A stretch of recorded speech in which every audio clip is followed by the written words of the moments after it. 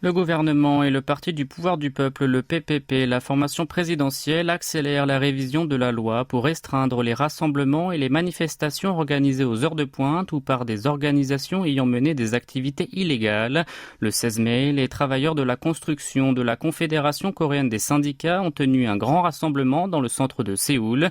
À ce sujet, le président de la République a déclaré hier que la liberté de réunion, indiquée dans la Constitution, ne pouvait pas justifier la violation des droits fondamentaux des autres et de l'ordre public. Et aujourd'hui, l'exécutif et le PPP ont concrétisé la révision de la loi relative en la matière. Yoon Ji-ok, président du groupe parlementaire du parti, a fait savoir que les moyens de limiter les attroupements censés menacer directement les bénéfices des autres protégés par la loi et l'ordre public seront étudiés. Quant aux rassemblements nocturnes, le Conseil constitutionnel avait déclaré leur interdiction non conforme à la Constitution en 2009.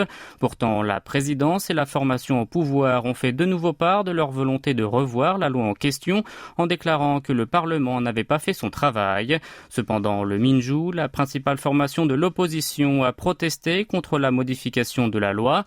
Son patron Lee Jae-myung a affirmé que ce n'était pas le moment de discuter de sa révision, avant d'ajouter que la vie des Sud-Coréens était plutôt menacée par les questions économiques et sécuritaires. Le mouvement de centre-gauche a critiqué le gouvernement et le parti présidentiel d'essayer de restreindre la liberté de réunion.